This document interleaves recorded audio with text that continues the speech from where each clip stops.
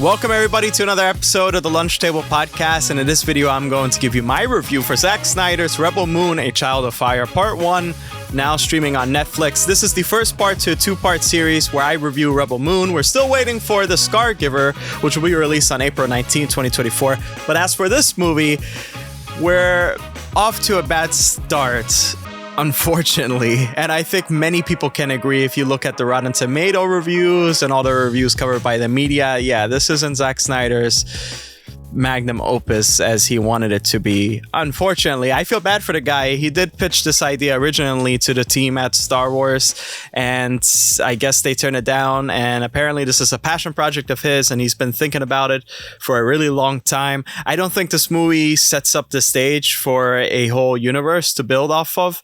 And, you know, there's a lot of elements that we've seen before, such as the guns aesthetic kind of seem a little bit reminiscent of 40K Space Marine Warhammer or whatever. And yeah, there's a character even that resembles C-3PO. I could still see that being C-3PO. There are a lot of Star Wars-y elements. Again, like the antagonists, they definitely emulate the Empire, albeit more worse in a way, or more violent.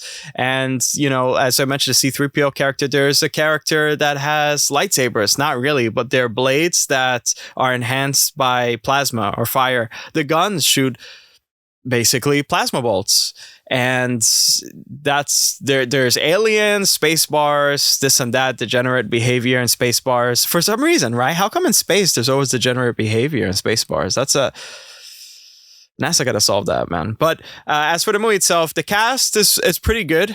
They have a Magnificent Seven story structure to it. And I think there's a lot of elements of the movie that feel really contrived and easy. A lot of these characters are easy to access. And the way how you access these characters, because I'm not going to go into major spoilers, but there's Sofia Boutella's character, Kora, is trying to gather a team of excellent people, the League of Extraordinary Gentlemen, and they want to, you know, give it to the man, really, to protect this village.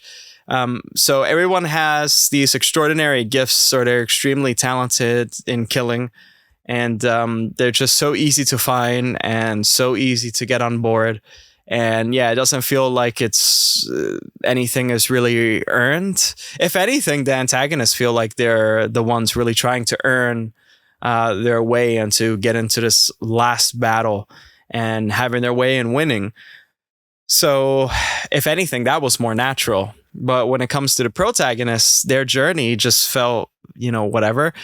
And the world wasn't really, there was this forward in the beginning, and then after that, it just, I guess, visual storytelling. But that wasn't really interesting. I mean, we've seen plenty of that before in other films. You know, Dune, for example, has this thing with kingdoms and whatnot, and there's a show called The Foundation on Apple TV that has a similar thing. I actually think those two are really similar in aesthetic, although like in The Foundation, a lot of elements from that was really, it seemed visually utilitarian in a sense. This does seem very space western, very dirty and grunge, but again, it's something that I felt like I seen before somewhere, and the action wasn't even that good.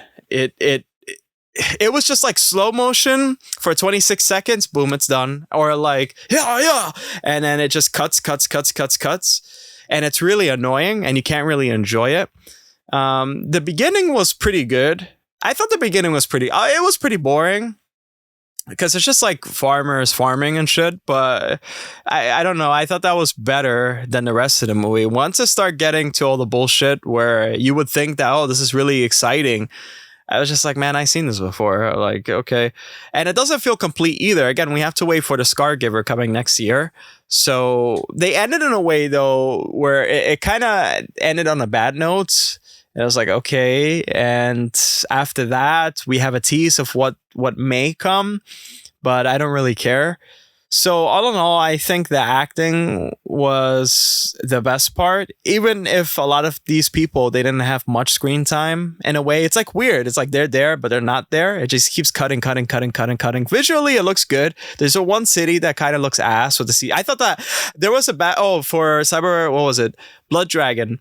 We did a review for Blood Dragon that's on Netflix, and I did a background. I thought that city was my background. I was like, what the hell? It looked almost similar like that, and it looked pretty bad CGI-wise, unfortunately, but the rest of the movie did look good with visual effects and whatnot. And alien creatures, there's not a whole lot of them, but they're there and they look fine. They use practical effects. The costuming was pretty good too.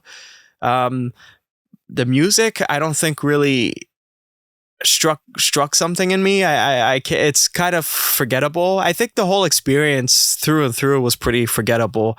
So if I were to rate Rebel Moon a Child of Fire, and I feel bad to say this because a lot of people hate Army of the Dead. I actually enjoyed Army of the Dead. I really wish he just kept on working on Army of the Dead. And I hope the sequel's good, but I'm going to rate this a 4 out of 10, man. Yeah, I feel really bad to say that because I actually really like Zack Snyder as a filmmaker. I think he's really in with cinematography, and that's what I'm passionate about as well. But I don't know. This was kind of all over the place, you know what I mean? And it wasn't even complete. So, yeah. Without further ado, though, that is my review for Rebel Moon. If you guys have similar thoughts, let me know in the comments below. If you guys like the movie, come fight me, bro, in the comments. Go on. I'm asking for it. Tell me why you like the movie. Let me know, which I doubt anybody's going to really tell me that. I hope you really enjoyed this video. Thank you so much for watching. And as always, see you guys.